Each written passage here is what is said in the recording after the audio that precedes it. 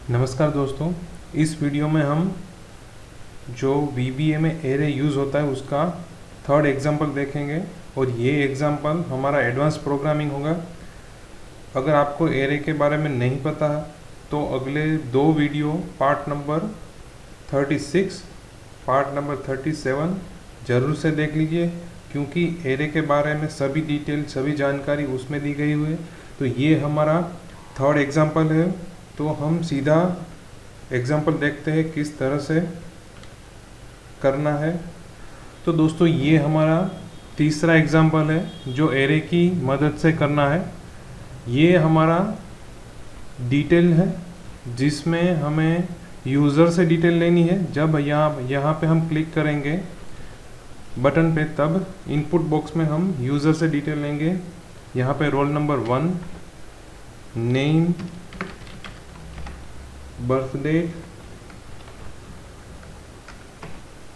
Email ID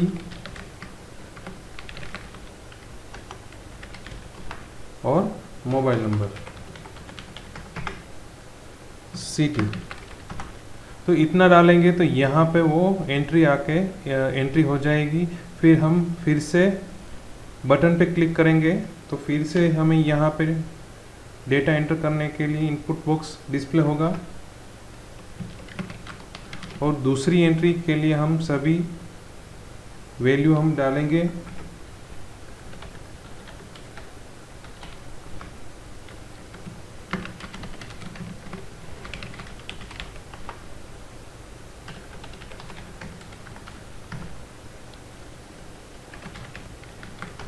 तो इस तरह से जब जितनी हमें एंट्री करनी है उतनी बार हमें बटन पे क्लिक करना है और 1 बाय 1 एंट्री होती रहेगी। तो ये है हमारा तीसरा एग्जाम्पल। तो देखते हैं हम किस तरह से करना है। दोस्तों हम यहाँ पे डिज़ाइन मोड ऑन कर लेते हैं और जो भी हमारा कोडिंग होगा ये बटन की क्लिक इवेंट में लिखेंगे। दोस्तों यहाँ पे हमें 1 बाय 1 नेक्स्ट रो में डेटा एंटर करना है। तो इसके लिए हमारे पास कौन सी रो में डेटा एंटर करना है वो रो का नंबर होना चाहिए उसमें वैल्यू एंटर करने से पहले। तो दोस्तों यहाँ पे हम छोटी सी ट्रिक यूज़ करेंगे। यहाँ पे मैं लिखता हूँ नेक्स्ट रो नंबर, और यहाँ पे हम नेक्स्ट कौन सी नंबर की रो में डेटा एंटर करना है वो हम उसका जो नंबर है वो हम यहाँ पे डिस्प्ले करेंगे। तो उसके लिए हम क्या करेंगे, यहाँ पे हम लिखेंगे एक्सेल का फंक्शन है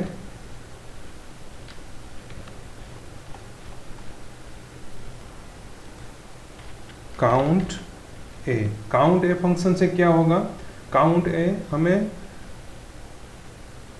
गिनती करके देगा कि उसमें कौन कौन कितने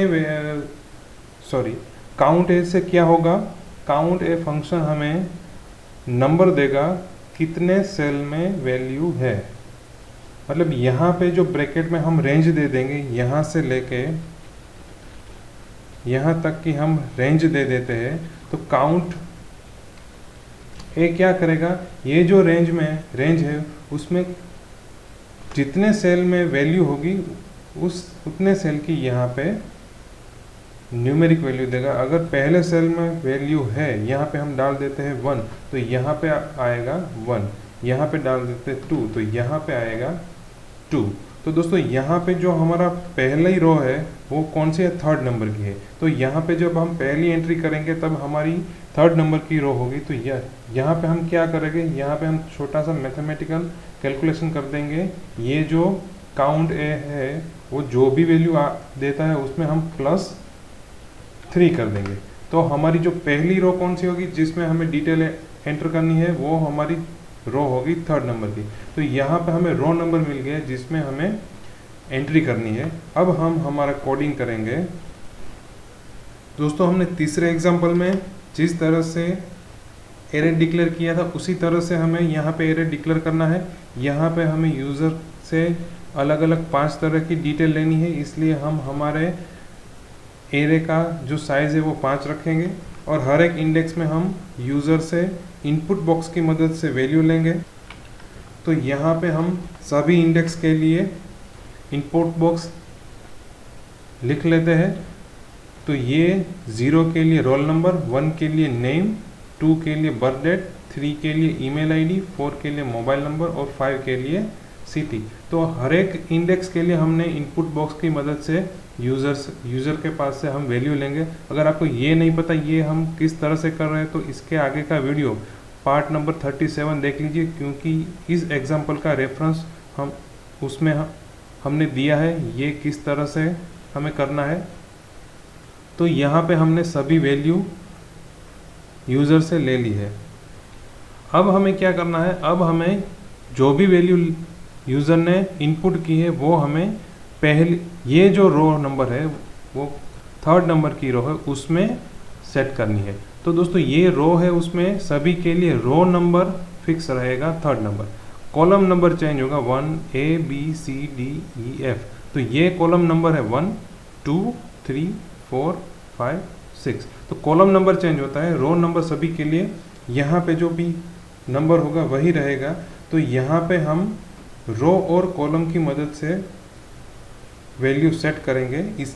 इसके लिए हम फॉर लूप का यूज़ करेंगे और उसमें हम सेल्स ऑब्जेक्ट का यूज़ करेंगे।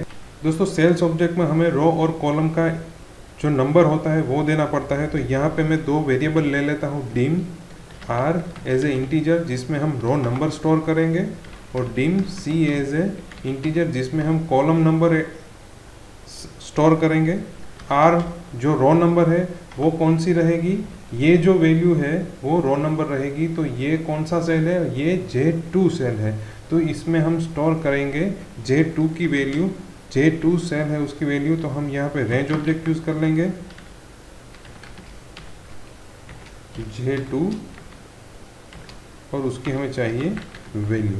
तो इसमें रो नंबर आ गया। अब हमें कॉलम नंबर कितने चाहिए, 1 से लेके 6 तक। तो इसके लिए हम फॉर लूप यूज़ करेंगे। यहाँ पे हम लिख लेंगे फॉर C की इनिशियल वैल्यू, C मतलब कॉलम, यहाँ पे हम C में स्टोर करेंगे कॉलम नंबर। C की स्टार्टिंग वैल्यू रहेगी 1 और उसकी एंड वैल्यू रहेगी 6, क्योंकि हमें 6 कॉलम तक जाना है इसलिए। और स्टेप रहेगा 1, मतलब हर बार हमें +1 करना है इसलिए। यहाँ पे हम फॉर लूप एंड कर लेते हैं और बीच में अब हम हमारे स्टेटमेंट लिखेंगे। अब हमें करना क्या है, हमें ये जो पहला सेल है उसमें वैल्यू सेट करनी है। कौन सी वैल्यू सेट करनी है, ये जो इंडेक्स 0 पे है वो वैल्यू हमें सेट करनी है। तो यहाँ पे हम सेल्स ऑब्जेक्ट का यूज़ करेंगे। रो कहाँ पे हमने रो इंडेक्स कहाँ पे स्टोर किया है, वो हमने R में स्टोर किया है। तो यहाँ पे लिखेंगे R। और कॉलम इंडेक्स हमने कहाँ पे स्टोर किया है, वो हम C में स्टोर करेंगे। हमने C में स्टोर किया है तो यहाँ पे लिखेंगे C और उसकी वैल्यू हमें सेट करनी है यहाँ, इसलिए हम वैल्यू प्रॉपर्टी लिखेंगे। और जो पहला सेल है उसका इंडेक्स उसकी वैल्यू कहाँ से आएगी, जो ये एसटीडी डेटा एरे है उसमें 0 इंडेक्स पे जो भी होगा वो पहले सेल की वैल्यू होगी। पहले सेल मतलब इसकी ये जो पहला सेल है उसकी वैल्यू होगी। तो यहाँ पे हम लिखेंगे एसटीडी डेटा और उसका जो इंडेक्स है वो 0 रहेगा। तो हमारे पास यहाँ पे ऐसा कोई वेरिएबल नहीं है जिसकी वैल्यू 0 हो, मगर यहाँ पे C है उसकी वैल्यू 1 है। तो उसमें हम क्या करें, C - 1 कर देंगे। इसलिए क्या होगा, C में 1 होगा तो 1 - 1 0। तो यहाँ पे हमें पहली बार इंडेक्स 0 मिलेगा। जब फॉर लूप दूसरी बार एग्जीक्यूट होगी तब हमारी C की वैल्यू 2 होगी, R की वैल्यू 3 रहेगी। तो ये रो नंबर 3 कॉलम नंबर 2 मतलब ये सेल। तो इसमें हमें नेम सेट करना है, इसलिए यहाँ पे जो दूसरा इंडेक्स है एरे में वो हमें उसकी वैल्यू हमें सेट करनी है। तो यहाँ पे C की वैल्यू दूसरी बार कितनी होगी, 2 - 1 1। तो ये एरे एक्सेस होगा, ये इंडेक्स एक्सेस होगा। तो इस तरह से 1 बाय 1 सभी वैल्यू सेट हो जाएगी। तो ये हमारा कोडिंग हो गया। अब हम इसको एग्जीक्यूट करके देख लेते हैं। यहाँ पे हम बटन पे डिज़ाइन मोड ऑफ करके बटन पे क्लिक करेंगे तो इनपुट बॉक्स आएगा, उसमें रोल नंबर डालेंगे, नेम डालेंगे, बर्थ डेट डालेंगे, फिर ईमेल आईडी, फिर मोबाइल नंबर, फिर सिटी, फिर ओके। तो यहाँ पे डिस्प्ले हो गया उसका नेम। दोस्तों यहाँ पे पहले 3 था, फिर 4 आ गया। क्यों 4 आ गया? क्यों? क्योंकि यहाँ पे जो हमने रेंज दी थी काउंट ए फंक्शन में, वो क्या करेगा, काउंट करके देगा कि कितनी रो में डेटा है। तो यहाँ पे एक रो में डेटा आ गया और यहाँ पे हमने +3 किया है, इसलिए 1 + 3 4। तो नेक्स्ट रो कौन सी है जिसमें हमें डेटा इंसर्ट करना है? तो नेक्स्ट रो 4 नंबर की है जिसमें हमें डेटा इंसर्ट करना है। अब हम ऐड डिटेल पे क्लिक करेंगे तो दूसरा रिकॉर्ड के लिए हमें इनपुट बॉक्स मिलेगा। यहाँ पे हम एंटर करेंगे 2, नेम डालेंगे टोनी, बर्थडे डालेंगे,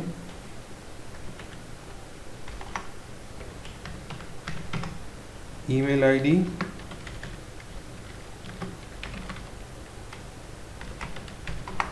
मोबाइल नंबर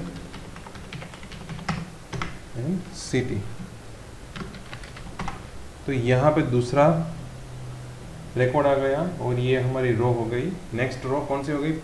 5th। तो यहाँ पे नेक्स्ट रो कौन सी रहेगी डेटा एंटर करने के लिए? 5। तो ये था हमारा तीसरा एग्जांपल 1 डायमेंशन एरे की मदद से। तो दोस्तों ये है हमारा एडवांस प्रोग्राम जिसमें हम यूज़र से इनपुट लेंगे बटन क्लिक करने के बाद और 1 बाय 1 रिकॉर्ड एंटर होता रहेगा। तो ये प्रोग्राम का ये एग्जांपल की आप ज़रूर से प्रैक्टिस कर लीजिए, ताकि आने वाले जो प्रोग्राम है जिसमें हम फॉर्म यूज़ करेंगे, VBA में जो फॉर्म आते हैं वो हम यूज़ करेंगे, इसमें इस तरह के प्रोग्राम का हम यूज़ करने वाले हैं। तो इसकी ज़रूर से प्रैक्टिस कर लीजिए। Thank you.